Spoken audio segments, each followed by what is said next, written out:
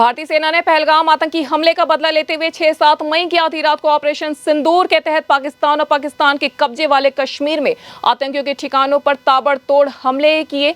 इस air strike में आतंकियों के लॉन्चिंग पैड को पूरी तरह से ध्वस्त कर दिया गया। भारतीय सेना द्वारा आतंकी ठिकानों को ध्वस्त करने के लिए बीती रात किए गए स्ट्राइक ऑपरेशन सिंदूर को लेकर पूरे देश में खुशी है। देश में पटाखे फोड़कर खुशी जताई जा रही है।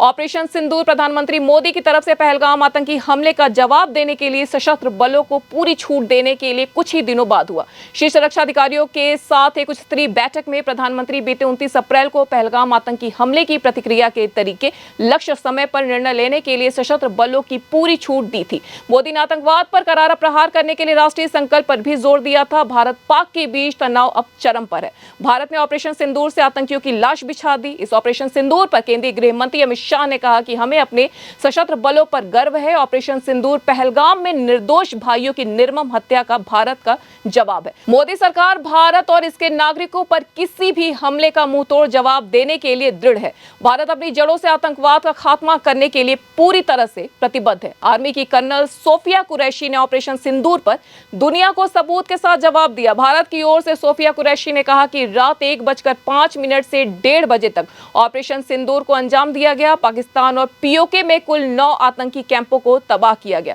भारत की आज की कार्रवाई को आतंकवादियों और योजनाकारों को न्याय के दायरे में लाने के लिए संदर्भ में देख लेना चाहिए। खुफिया के आधार पर लक्ष्यों का चयन हुआ। ऑपरेशन सिंदूर के तहत ध्यान दिया गया कि निर्दोष नागरिकों और सिविल इंस्टॉलेशन को नुकसान न पहुंचे। तो आइए अब जानते हैं कि आतंकियों के खिलाफ क्यों किया गया ऑपरेशन सिंदूर। ऑपरेशन सिंदूर की जरूरत भारत ने दुनिया को जवाब दे दिया है। भारतीय विदेश सचिव विक्रम मिस्री ने कहा कि पाकिस्तान अपने नियंत्रण वाले क्षेत्र में आतंकियों पर एक्शन के लिए कोई कदम नहीं उठाता। खुफिया जानकारी के मुताबिक भारत के खिलाफ आगे भी हमले हो सकते हैं। इसलिए ऑपरेशन सिंदूर आतंकवाद के इंफ्रास्ट्रक्चर को समाप्त करने और भारत में भेजे जाने वाले आतंकियों को सक्षम बनाने के लिए है। उन्होंने यह भी कहा कि 25 अप्रैल को टीआरएफ के संदर्भ को हटाने के लिए पाकिस्तान के दबाव को भी ध्यान देना चाहिए। पाकिस्तान दुनिया भर में आतंकवादियों के शरण स्थल के रूप में पहचान बना चुका है। साजिद मीर का मामला अंतर्राष्ट्रीय प्रेशर बनाने के बाद वो जीवित पाया गया, इसका सबूत है। भारत ने इस तरह के सीमा पार हमलों का जवाब देने और उन्हें रोकने तथा उनका प्रतिरोध करने के अपने अधिकार का प्रयोग किया है। ये कार्यवाही नपीतुली, नॉन एस्केलेटरी, आनुपातिक और जिम्मेदारीपूर्ण है। यह आतंकवाद की इंफ्रास्ट्रक्चर को समाप्त करने और भारत में भेजे जाने वाले संभावित आतंकवादियों को अक्षम बनाने पर केंद्रित है। आपको यह भी स्मरण होगा कि 25 अप्रैल 2025 को संयुक्त राष्ट्र सुरक्षा परिषद ने पहलगाम आतंकवादी हमले पर एक प्रेस वक्तव्य जारी किया था, जिसमें आतंकवाद के इस निंदनीय कार्य के अपराधियों, आयोजकों, फाइनेंसरों और प्रायोजकों को जवाबदेह ठहराने और उन्हें न्याय के दायरे में लाने की आवश्यकता पर जोर दिया गया था। भारत की आज की इस कार्रवाई को इसी संदर्भ में देखा जाना चाहिए। ऑपरेशन सिंदूर के बाद भारत ने बड़ा कदम उठाया है। भारत में पैरा मिलिट्री फोर्सेस के सभी जवानों, अधिकारियों की छुट्टी कैंसिल कर दी गई है। सीमावर्ती इलाकों में जहां पर पाकिस्तान की तरफ फायरिंग हो रही है, वहां स्थानीय लोगों को बंकर में पहुंचाया जा रहा है। ये एलओसी से 9 किलोमीटर दूर है।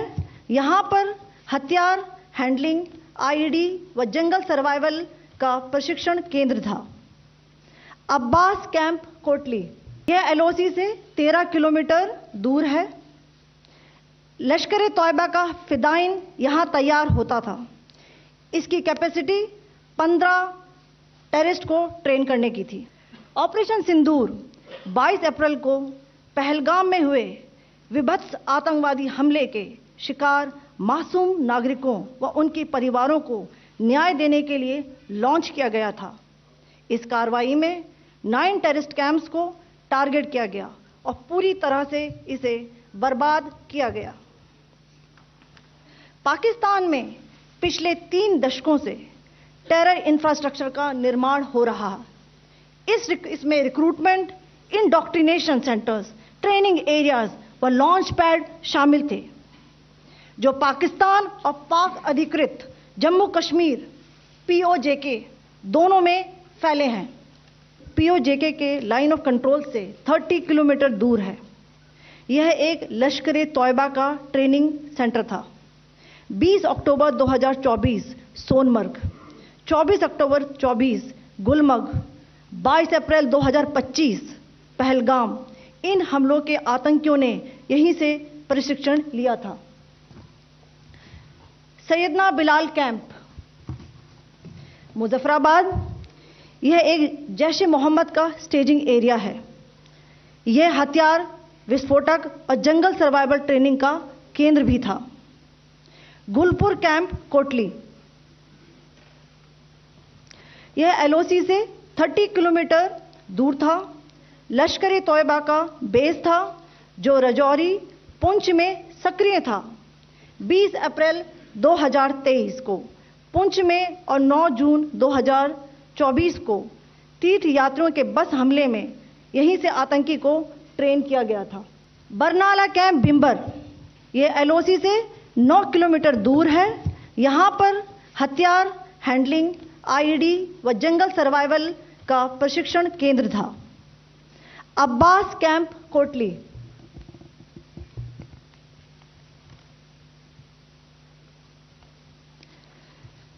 यह एलओसी से 13 किलोमीटर दूर है। लश्कर तौयबा का फिदाइन यहां तैयार होता था। इसकी कैपेसिटी 15 टेररिस्ट को ट्रेन करने की थी। एनवल लाइव की खास खबर।